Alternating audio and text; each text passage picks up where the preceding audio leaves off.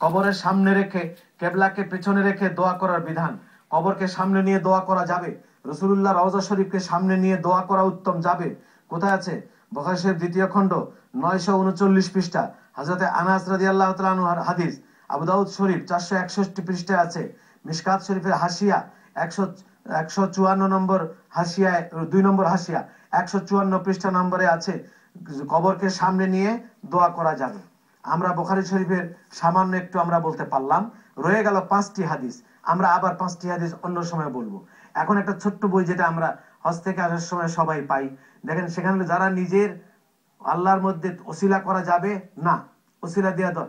আমরা তো রাসূলুল্লাহর উপরে ভরসা করি না, সর্বসময় রাসূলুল্লাহ সাল্লাল্লাহু আলাইহি ওয়াসাল্লামকে আহ্বান করি না, তার কাছে সরাসরি ক্ষমা চাই না, এটা মিথ্যে করে অপবাদ দিয়ে আমাদের উপরে চালিয়ে দেওয়া হয়েছে। হুজুর পাক সাল্লাল্লাহু আলাইহি ওয়াসাল্লামের মান সম্মান ক্ষুণ্ণ করবার জন্য এটা করা হয়েছে। সুতরাং এটাকে কি ইমানদার বলবো আমরা? তারপর আমরা যদি আরেকটু সামনে যাই পাবো,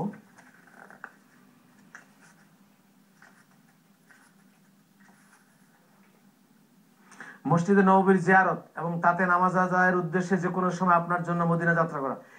একদিকে তারা বলতেছে যে কবর জিয়ারতের উদ্দেশ্যে কোনো কিছু উদ্দেশ্য করে যাওয়া যাবে না, আবার অন্যদিকে বলতেছে উদ্দেশ্য ছাড়া পৃথিবীতে কেউ নাই, একমাত্র পাগলের উদ্দেশ্য নাই। পাগল হাঁটে তো হাঁটেই, কোথায় যাচ্ছে সে বলতে পারে না, পাগলের উদ্দেশ্য নাই। তাছাড়া কোনো মানুষ উদ্দেশ্য ছাড়া নাই। আরে পায়খানা ধরলেও তো বাথরুমের উদ্দেশ্য করে নিয়ত করে রওনা হয় যে আমি বাথরুমে যাব।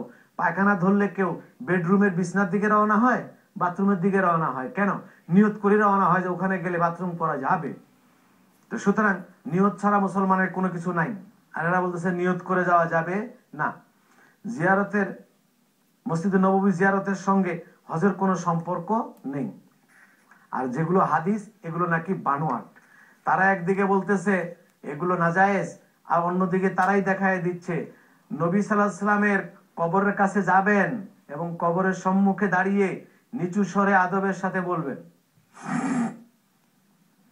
কি বলতে বললেন? ওনাদের ওই কিতাবে স্ববিরোধী বক্তব্য। এই পৃষ্ঠায় কি লিখছে খবর নাই, আরেক পৃষ্ঠা আরেকটা লিখতেছে। এগুলো হলো আমাদের পাগলের কারখানা বই। আসসালামু আলাইকা আইয়ুহান নবী ওয়া রাহমাতুল্লাহি ওয়া বারাকাতুহু, নিচু স্বরে এটা বলতে কইছে হুজুর সাল্লাল্লাহু আলাইহি ওয়াসাল্লামের রওজার কাছে গিয়ে। ওরা বলবে কবর, আমরা বলবো রওজা। আসসালামু আলাইকা আইয়ুহান নবী ওয়া রাহমাতুল্লাহি ওয়া বারাকাতুহু, হে নবী আপনাকে সালাম। হুজুর কি কবরের উপরে বসা ছিল? একটু আগে আমি বলেছি, ওরা বলে ইয়া নবী সালাম আলাইকা বলা যাবে না, 3000 মাইল দূরে উনি মরা মানুষ কবরে শুয়ে আছেন। এখন কবরের কাছে গিয়ে যদি বলি আসসালামু আলাইকা আইয়ুহান নবিয়্যু, কবরের উপরে কি হুজুর বসা থাকেন? আমরা কি হুজুরকে দেখি? ওটা যেরকম গায়েব, হুজুর ভেতরে আছেন, 3500 মাইল দূরে বাংলাদেশে দাঁড়িয়ে সালাম দিচ্ছি, এটাও ওইরকম গায়েব, এটাও একই রকম গায়েব।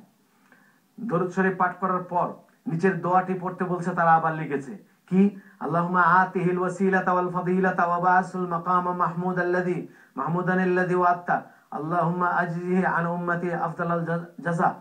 তাহলে ওয়াসিলাতে ওয়াল ফাদিলাতে, আল্লাহুম্মা আতিহিল ওয়াসিলাতা ওয়াল ফাদিলাতা, রাসূলুল্লাহ সাল্লাল্লাহু আলাইহি ওয়াসাল্লামের ওসিলা দিয়ে, এখানেও কবরের পাশে গিয়ে ওসিলা দিয়ে বলতে বলা হয়েছে।